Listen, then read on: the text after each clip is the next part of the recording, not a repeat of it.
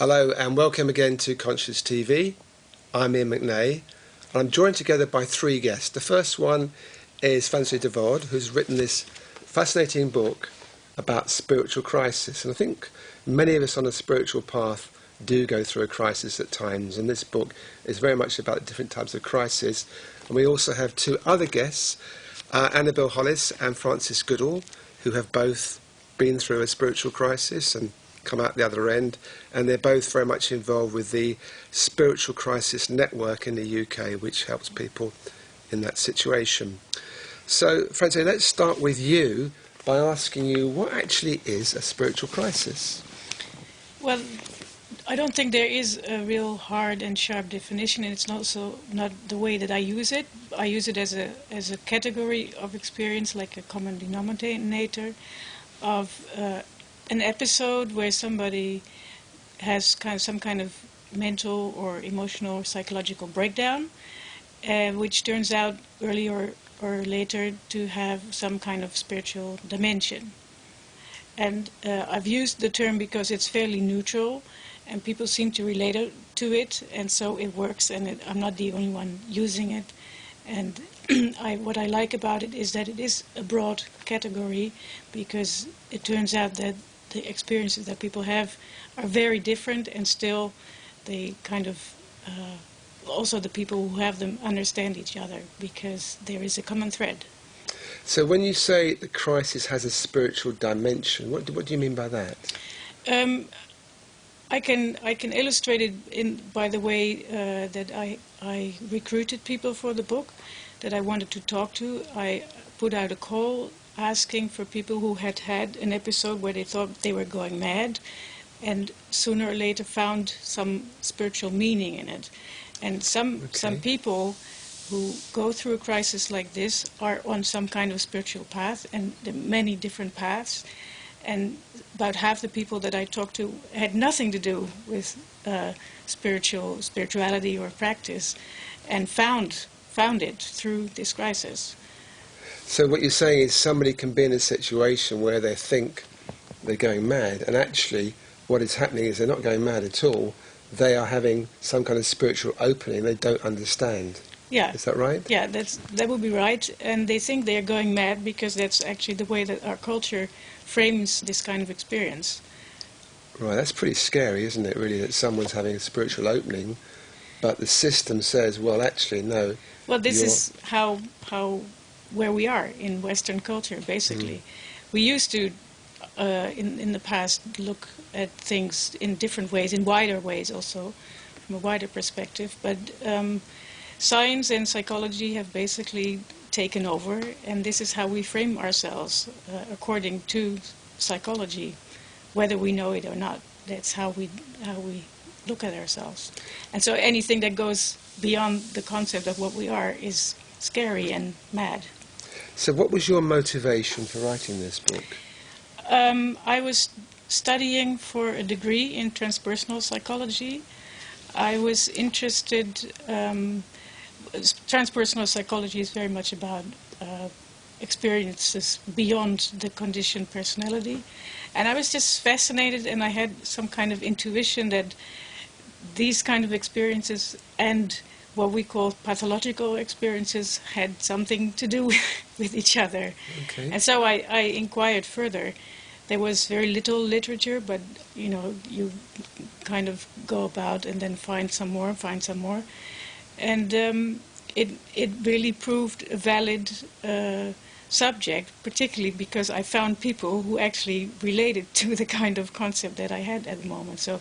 So once I found people, I knew it wasn't just something that I was making up, and then it went from there.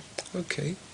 So our other two guests today, Annabel and Francis, you aren't actually in this book as such, but you are people who have gone through a spiritual crisis. So let's just try and keep that as personal as we can, so people get an idea of how it was for you both and how it affected you and how you dealt with it and come out of it. So maybe start with you first, Annabel. Mm-hmm. Just tell us.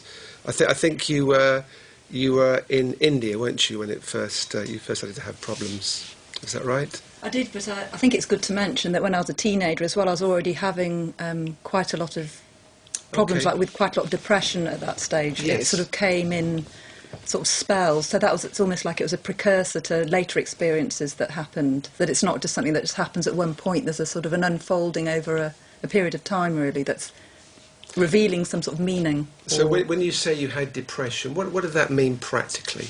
I know we all get a bit down at times, but obviously you had this in a more serious way. So what does that practically mean? Well, a couple of times when I was a teenager, when around 16 and when around 18, I would just become totally and utterly dysfunctional. I would want to stay in bed for a whole month I stayed in bed on a couple of occasions.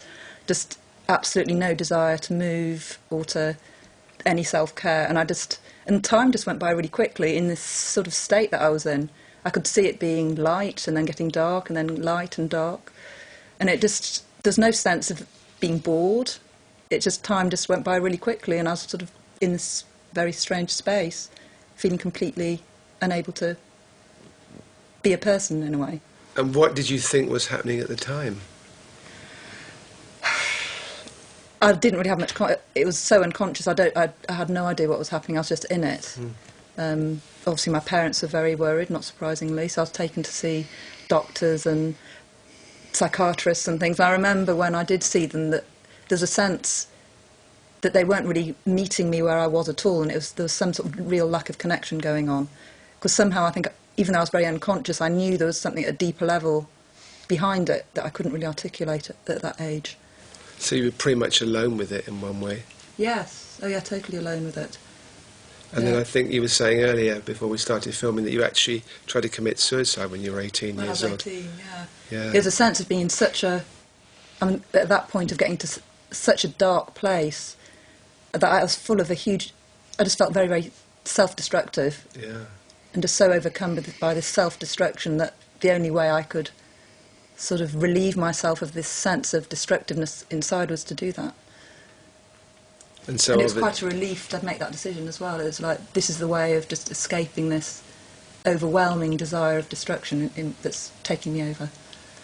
And then presumably you got some help that was to some extent effective after that. That correct? Or I think the actual act of trying to do it in itself sort of probably snapped me out of something. Taking that step, which obviously it didn't. I mean, luckily, I'm here to live to tell the tale. But something in that process did wake me up in some sort of way, which I'm sort of quite grateful for in a way, because otherwise I was just stuck in a sort of impasse. So what was the kind of reason that you decided to go to India?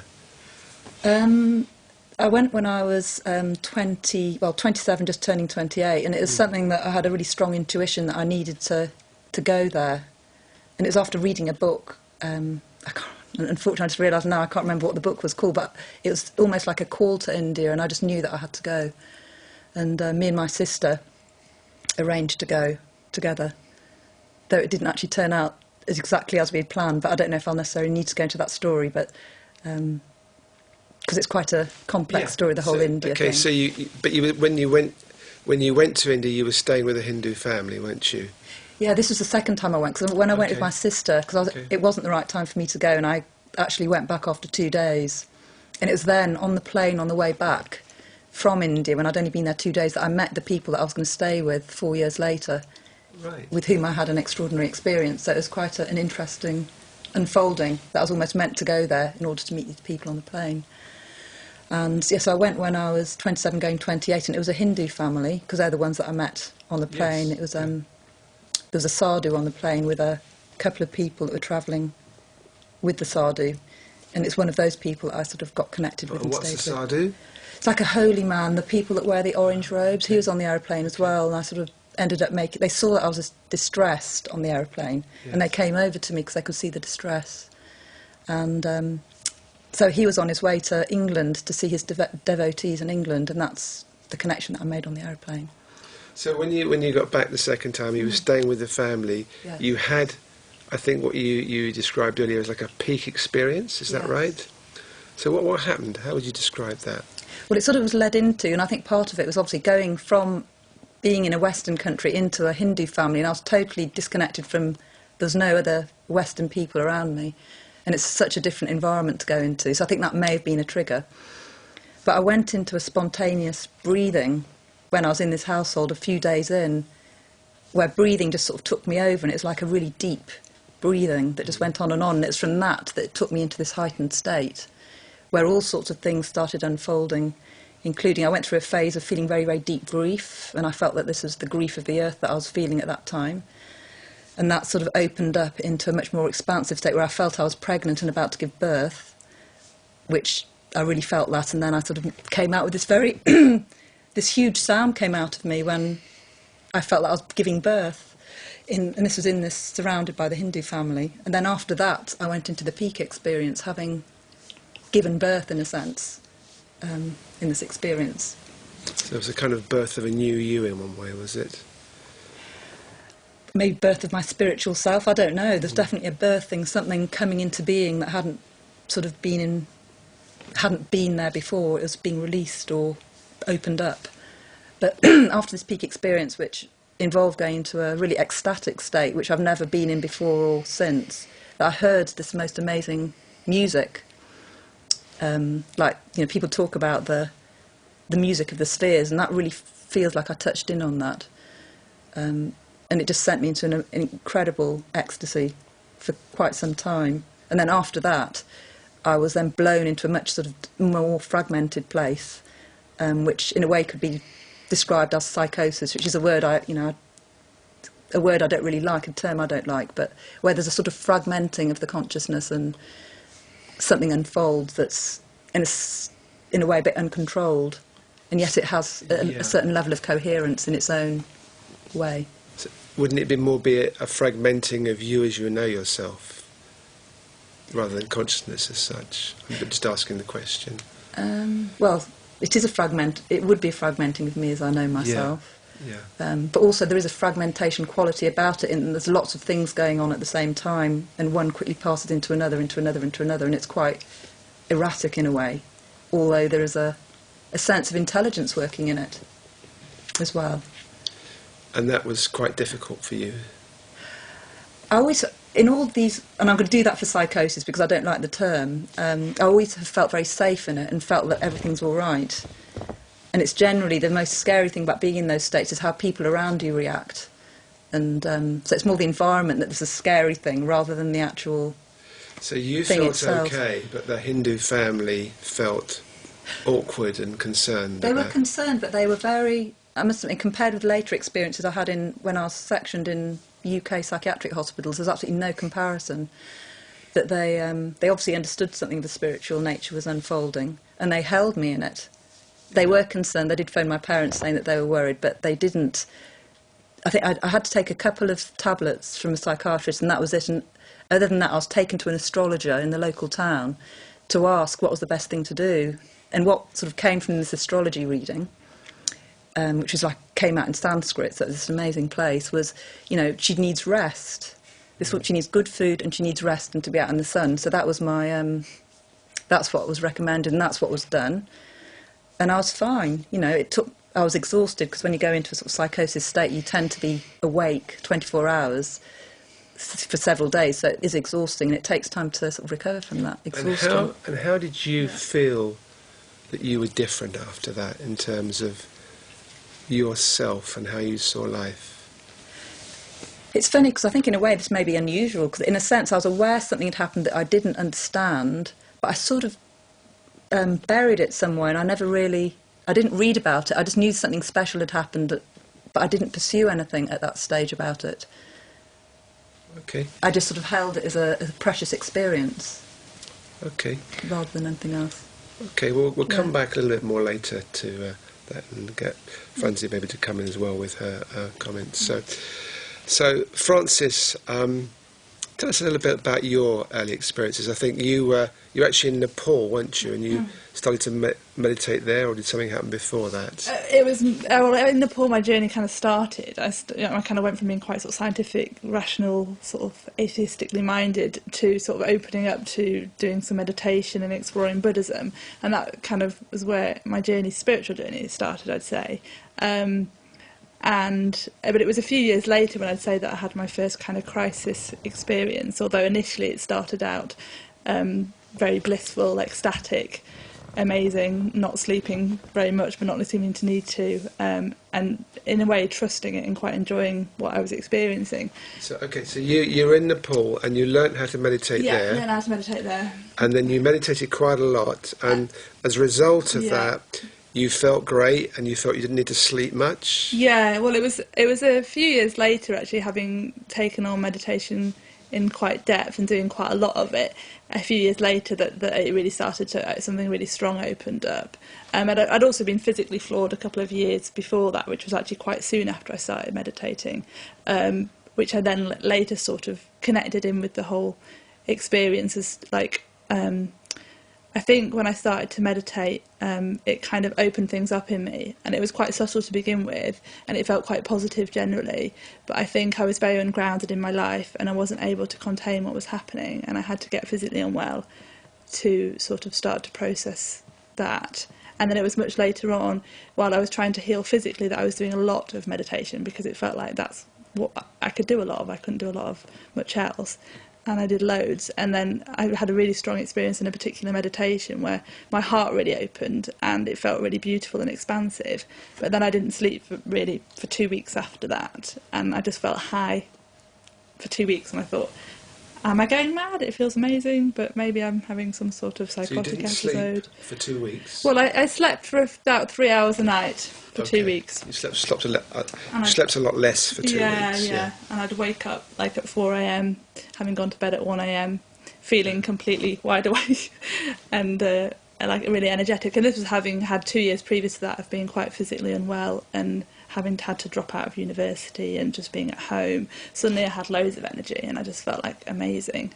And then it kind of, after that I crashed again and went through periods of ups and downs. And then another 2 years on, I was desperate to be fully physically well, desperate to really know who I truly was.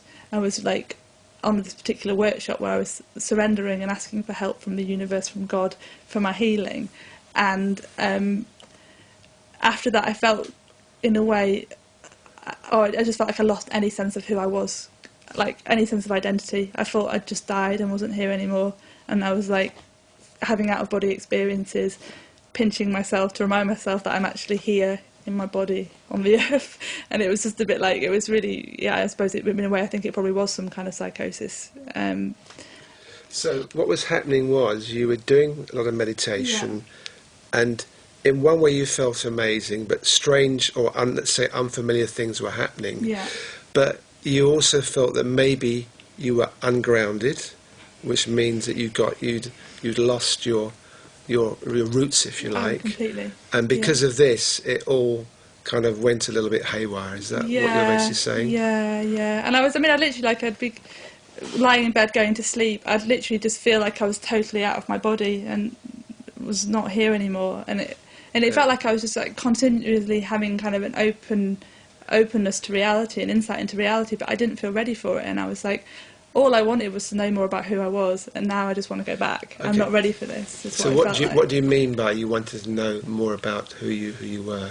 Well, it was just since I started exploring spirituality, I wanted to. It was through the Buddhist path primarily initially. I wanted to become enlightened. I wanted to know who I truly was. I wanted to, be more in touch with that kind of expansive sense of self and truth, and that was all I wanted. And then once something started to happen that felt like it was kind of in that realm, it just felt like it was too extreme, and I wasn't strong enough in myself to contain it. And I thought, maybe I've gone mad, I've taken it too far, and I'm going to end up in a psychiatric hospital. Okay, let's maybe come back to you, Fransje. What's your kind of input? Is this quite kind of, from your research, is this quite familiar, this story where people do a lot of meditation, they seem to lose ground? It happens that I've first found it in some literature, also mostly from the 70s, because there was a lot of meditation going on in the States, obviously. And I've met a few people who have a story roughly along those same lines. It's definitely not the only kind of sequence or dynamic that I've found. And I think hearing them now, they're framing it in that sense that makes sense to me also, like that you kind of develop also like a preference for a certain spiritual freedom and bliss, and then on some level start to sense that I need to come down to earth also, and maybe learn to be with that. And in that sense, it's a particular kind of track that they seem to have gone through also. So it's like the opening up part is, I suppose you could say it's a good thing insofar as it opens up to a wider horizons and a wider view of who we, as Francis was saying, who we really are. But unless there's also a grounded element that's going to sort of float up into the clouds, and functioning as a human being becomes a lot more difficult, doesn't it? Absolutely, yeah. In that sense, it's familiar, and I think also when you're going on a spiritual path, maybe meditative path, there tends to be an environment that is supportive and that grounds you at the same time, and like with teachers and interaction with other people, and then it can be a fruitful thing. And when it's kind of let loose, then people tend to get into different ways of trouble. Yeah. So thank you.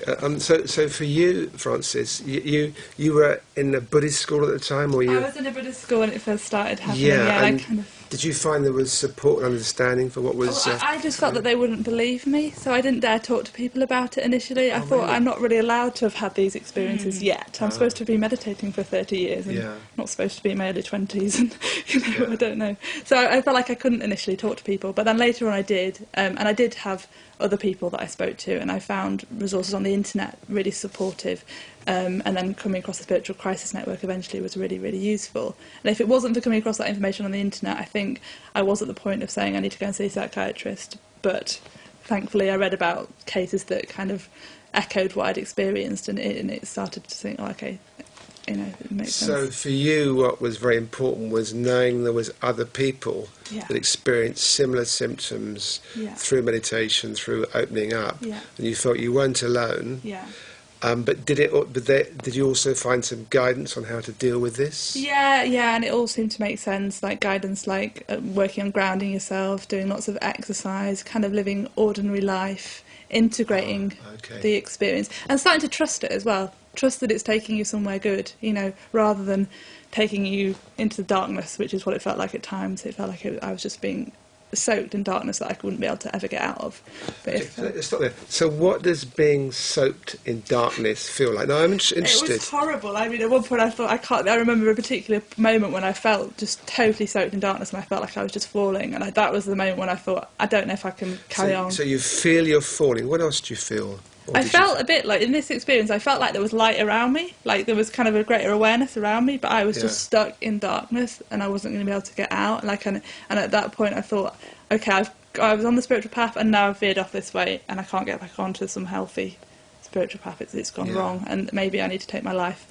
In that moment I thought that, Really? Oh yes, this was very serious for you then. It was very intense in that moment. Yeah, very intense. Yeah. It was just at that time that my partner at the time had printed off some information about Kundalini awakenings and spiritual emergency, spiritual crisis, and I was like, oh, okay, yeah, that's what's happening. I'm not just going mad.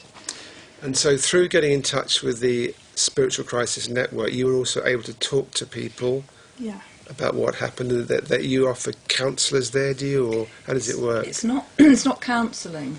It's more, we offer various things. We have the website, which is like a really good resource for information, sort of books to read, but also grounding techniques and things like that.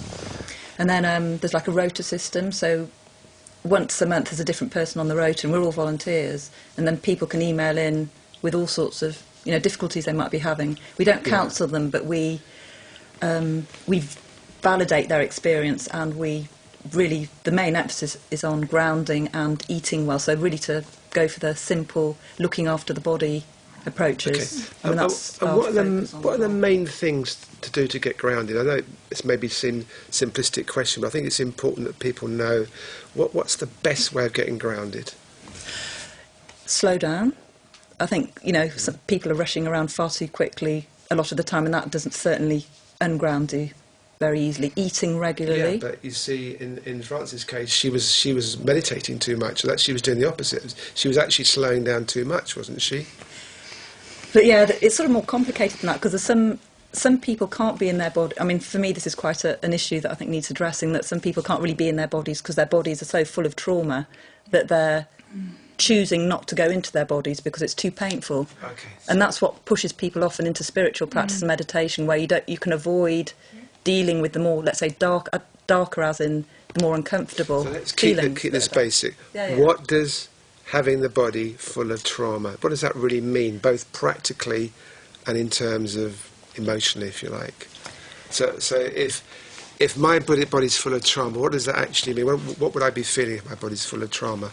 You probably wouldn't feel you might not be feeling anything, because often people numb out because their experience is so painful that they just don't want to experience it. So there's a sense of numbing, not even having any connection with your body at all because it's just too painful. So that's one aspect. And then So it's not necessarily pain in the body, it's emotional pain which is deep in the body that someone's not aware I of. think it's even It is on in the the level body. of the nervous system that has shut down. Right. That's what trauma does. Right. I think it's right in the body cells. It's carried sort of deep. It's in the centre of the body essence, really. It's right there. Okay, because we hear a lot on the news now about people coming back from Iraq and Afghanistan, and they do use the word, they're really traumatised. That's probably an extreme example. Somebody sees their fellow soldiers blown up and they see terrible injuries, etc. So you're talking about, not so such extreme examples, but it's still similar insofar as what we've seen and what we've experienced, that we haven't digested what's happened, the emotion. We've just stored it somewhere. Is that right? Yes. Yes. And that sort of is a block to be fully inhabiting the body. Yeah. Okay. For me, It's very easy to be in the mind, to sort of live in the mind, in thoughts, and because going into the emotional aspect is just too uncomfortable. Yeah. And in order to go there, often you need really good support, professional support, to sort of start beginning that journey. And what does that mean, professional support? I think it's I think it is very different for different people, because everybody has such a different journey to make, and some people will make very different choices, but support professionally, it could be psychotherapy, it could be going to a massage therapist, having craniosacral therapy. I mean, there's just such a massive range of therapies available, and I just think it's a very, very individual choice what works for a particular person. Right. But usually something mind-body orientated with some sort of spiritual vision behind it. So if someone gets in touch with your network, what you're going to do is you're going to try and tell them what's available and try and guide them or help them to come to their right individual way forward for themselves. Is that right? Yes. Yeah. Yes. There's no sort of fixed path here, and it's incredibly individual. Yeah. Okay. Yeah.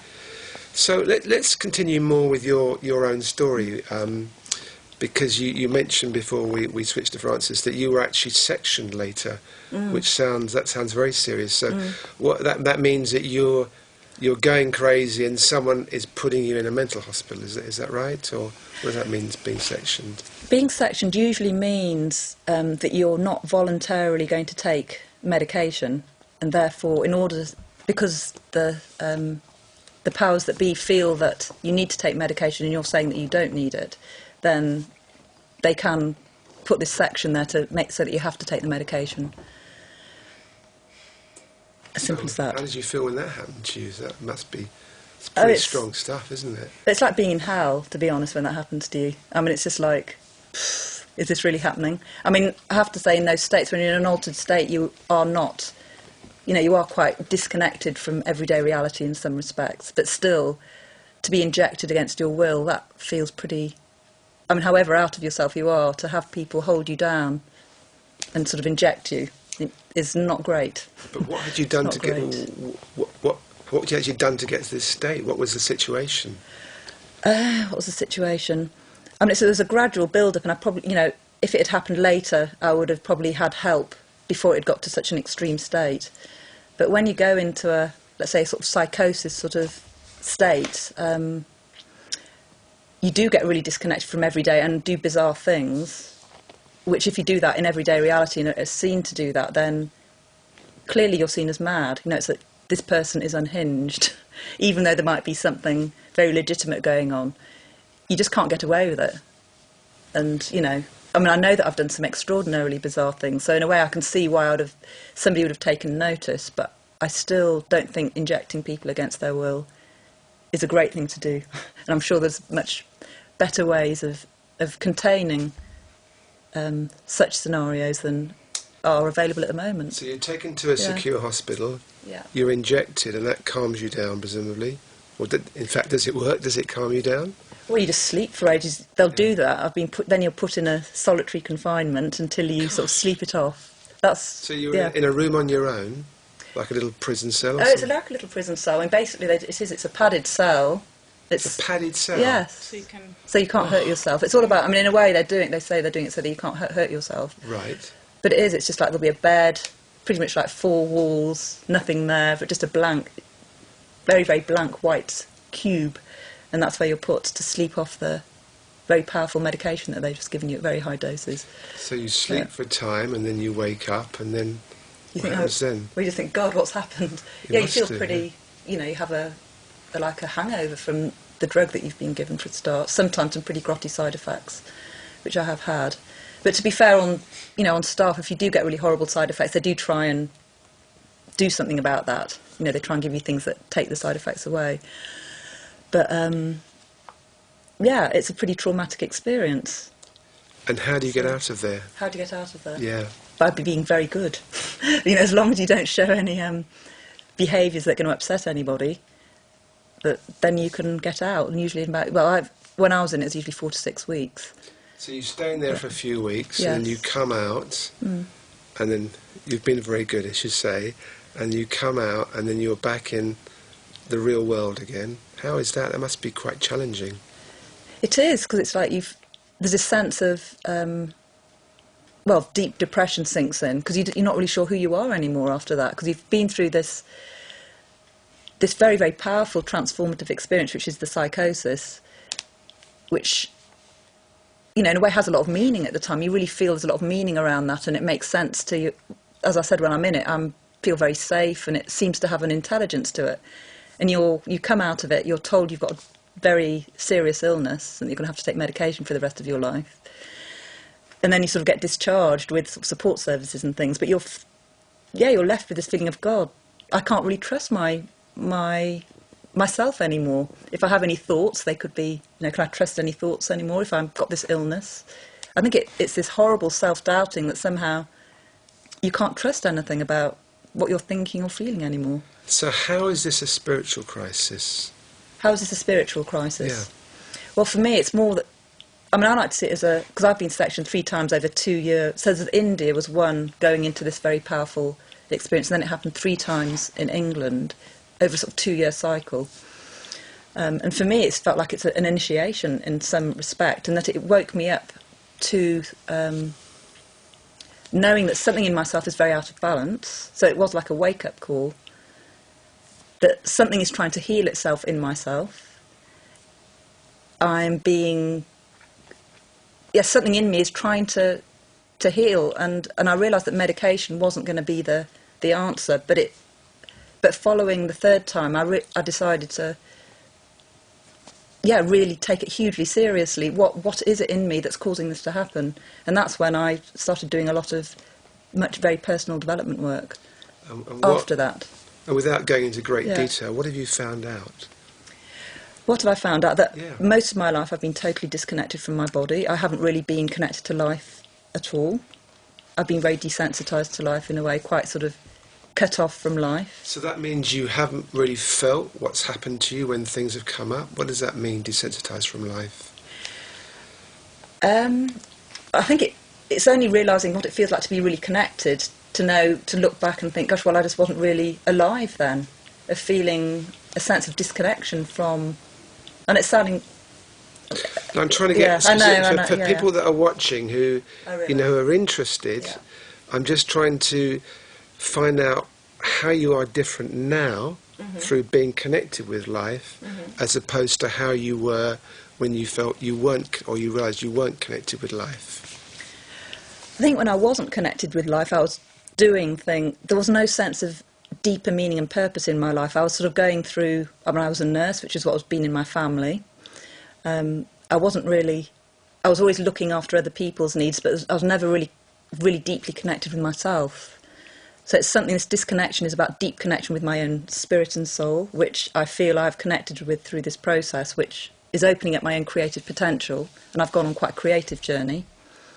Since this, I've done a lot of body work, or I am actually work with the body myself as a practitioner, as well as I do a lot of dance. So it's thrown open the doors of my own passion, it's thrown open the doors of my own creativity, and sense of possibilities of who I am as a human being. And it's not just stuff on the physical level; it's also on a psychic level as well. It's a sense of the hugeness of what it is to be a human being, like a multidimensional aspect of it.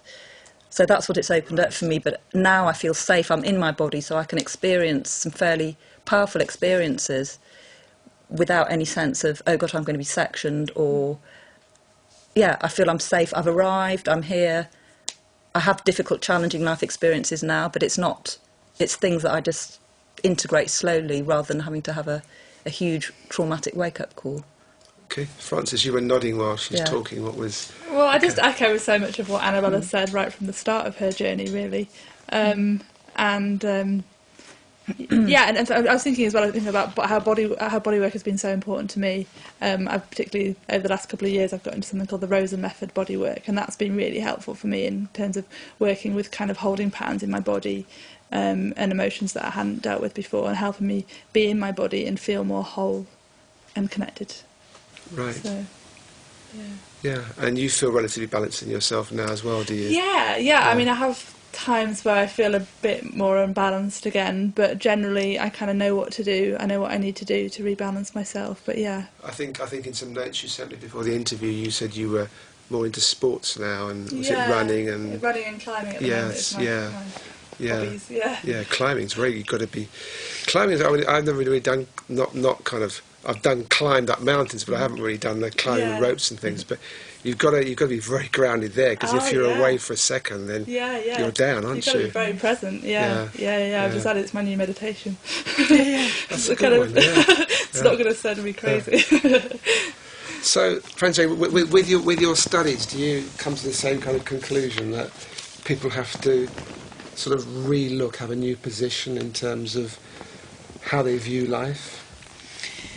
What was one of the things that was fascinating about working on this book is the variety of the actual experiences that people told me. As I said, some begin with this kind of opening, but some begin with like darkness and nothingness and everything in between. And what's also interesting is that, at least the people that I talked to, most of them had worked hard on staying away from the regular mental health services. They may have been in distress and not very functional and feeling they needed help, but had a sense like, that's maybe not the place to seek real help.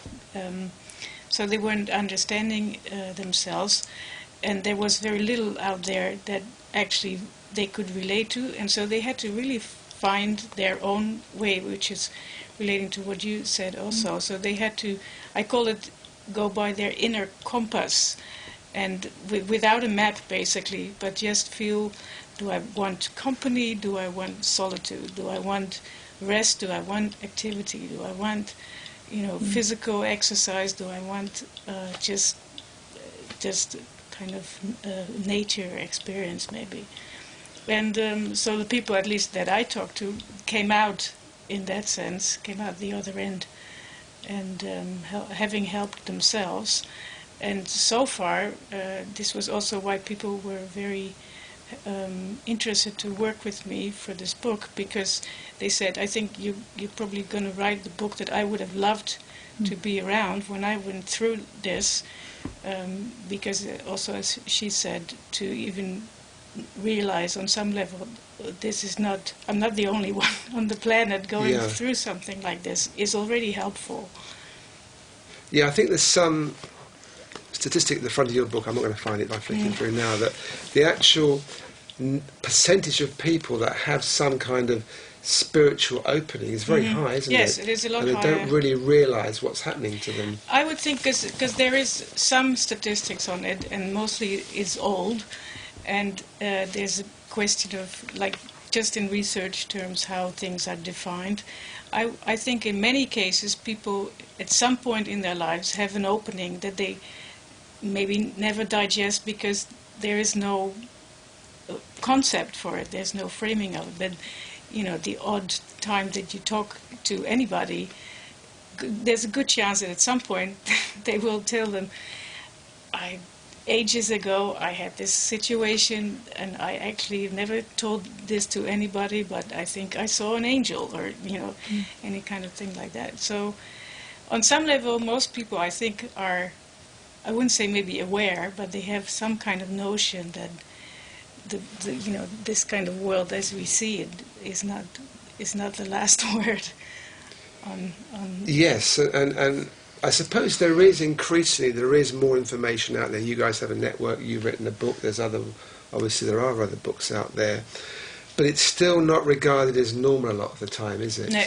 And that's really maybe quite a sad factor, that it's kind of, in a way, it is normal to at some point in your life have an experience that doesn't fit into the model that we're led to believe of the confines of a human being, because we're not just human beings, we're also something far greater than that.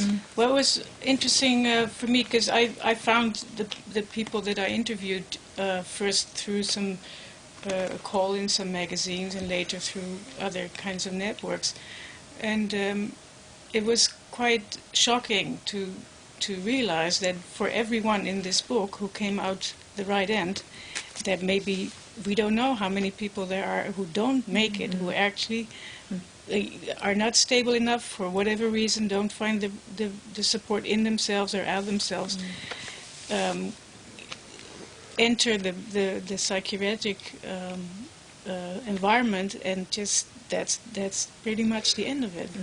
Because and you were, maybe this is experience you've had, I don't know, but when you were sectioned and you were in the psychiatric hospital, did you find that you talk to people there that obviously had some kind of a spiritual experience but had no idea what had happened to them and been told they were mad? Was that a situation you came across?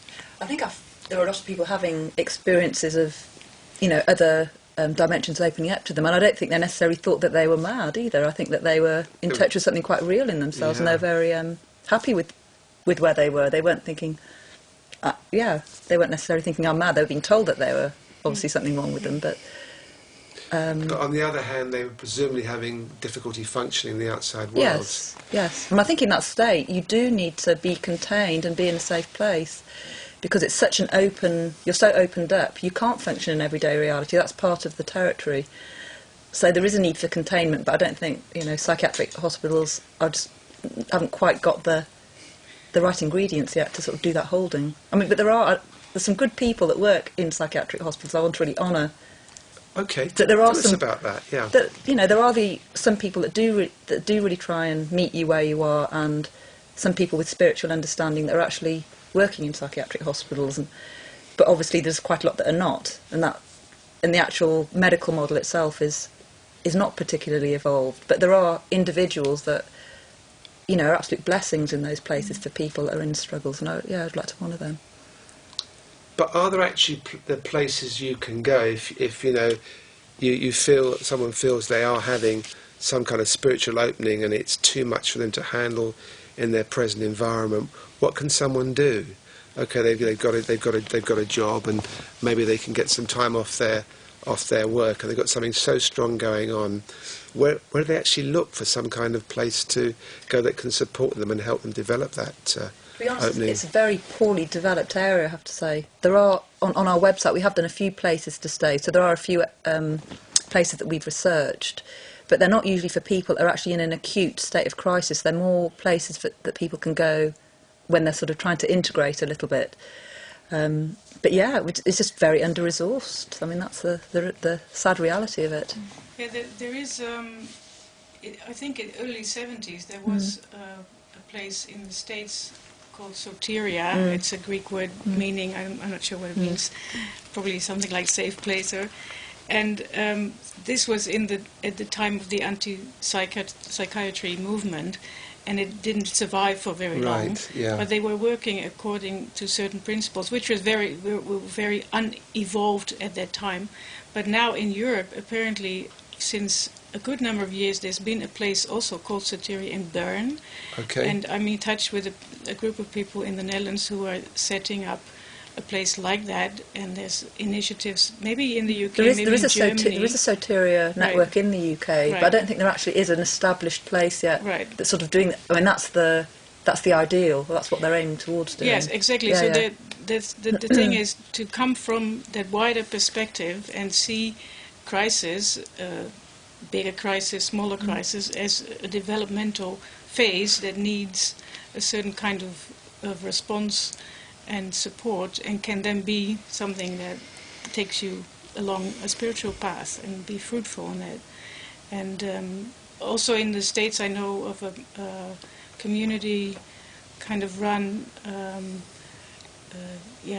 establishment based on the work of Potvol, who was a psychiatrist with a Buddhist background, and who wrote the book in the 90s, I think, called The Seduction of Madness.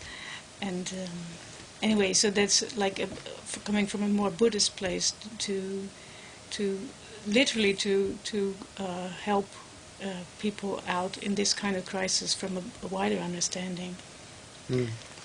It's interesting because we have a whole section on conscious TV which covers non-duality and various awakenings, and there's more than one person has said who we've interviewed that this is the time of the ordinary awakening. And it was at one time. You think, you mentioned the word enlightenment, that you wanted to become enlightened, and well, I think a lot of us go through that phase. I'm not at all putting it down.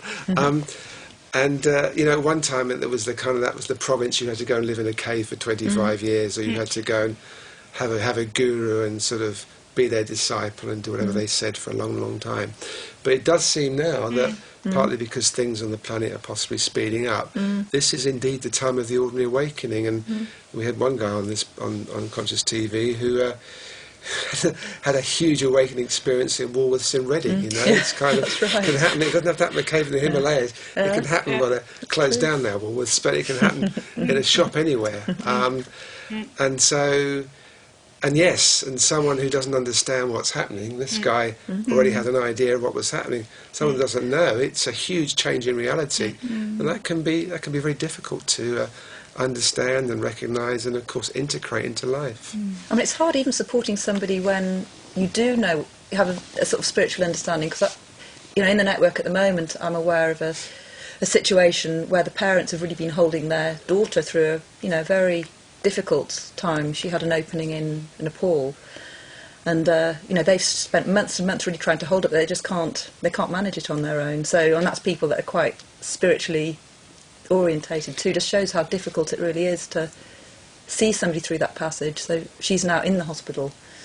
And how old is she? I mean, I think she's 26. I think there's something about if you have these experiences when you're particularly young and your kind of general ego personality is not kind of fully formed, then it can maybe be particularly challenging. So there's one thing I felt when I was going through it was that I was quite young, and I didn't feel like I'd really found out who I was in a more basic level before I was having intense spiritual experiences. You haven't really got the inner resources in the way that you do when you're older. So just to go very much back to basics for someone who's watching this and doesn't know necessarily very much about what the spiritual experience is, what are the signs that we're looking for? What are the kind of experiences we're talking about that you guys would call spiritual experiences, which in one way are quite normal, and they're awakening, opening experiences that people can recognise as something that a lot of people have without being completely scared of them? Can you give some examples of these? Could be suddenly reaching a point of real meaninglessness in your life. You just really don't know who you are anymore. There's a sense of everything was functioning quite well and you were quite integrated, and then suddenly something reaches an impasse and you reach a sort of bit of a brick wall. So like a kind crisis. of an emptiness somehow, a hole somehow. Some sort of hole, and but yet some sort of questing as well, something wanting to look for more meaning or find more. I feel that that's generally the spiritual path is about is a series of steps, say, where you find that the one that you think you are is not who you are, and in crisis it's usually much more intense and kind of quickened experience. But some of these stories also are very, very gradual. But I think the interesting point is if people can feel into themselves and sense something about, like, what we would call our self-concept, like the one that I'm holding myself to be. It's not quite what I thought it was, and I guess if you then cramp up or resist that, it can maybe take years, but it will come back probably. And then I think this is where you can see that a crisis is a way of evolution. It's a particular way of evolution, and I think if we can learn also culturally on that level to handle ourselves and understand, be with ourselves more, then we might see less crisis actually. But it can also be sort of strange body symptoms happening as well, can't it? As well as the sort of the impasse of, who am I? It's strange things can start happening to the body. You might not be able to sleep. You may have sort of tremors. So where the Kundalini energy, when that sort of awakens, that can cause all sorts of physical manifestations. So that's a strong energy that your body's finding it hard to contain. And yes. Yeah. And it feels out of control. I mean, at times my limbs would be shooting all over the place, my body would be shaking. Yeah. And still got some strange symptoms as an effect of all of that. So. And you also mentioned earlier that you thought you were leaving your body, which means that completely. You, Frances, could see your body. Is that what? I couldn't see it, but it was just like I was actually floating above my body. I thought, maybe I'm actually dying. Maybe I'm leaving my body. Maybe it's got to that point for some reason. So what we're talking about then, these spiritual experiences can be certainly outside the norm. They can include feeling you're outside the body can react in a strange way. You can reach some kind of impasse in your life where you feel it's meaningless or things don't add up anymore. So really that's going to happen to most people at some point in their lifetime. One of those, if not, or not one of those necessarily, but a couple of those, isn't it? So we're all having a spiritual crisis at some point, I suppose. It's some level of it. Whether we're aware that that's maybe the time in life to have a little reassessment and look a little bit deeper and see if we can find out, I think you mentioned, Frances, more of who we truly are, which is what Conscious TV is primarily about, encouraging people to find out not only what another level of who they truly are, but the whole thing of matter as well. It's very interesting these days too, the way that leading edge quantum physics is coming closer to consciousness. The worlds of science and consciousness are meeting now.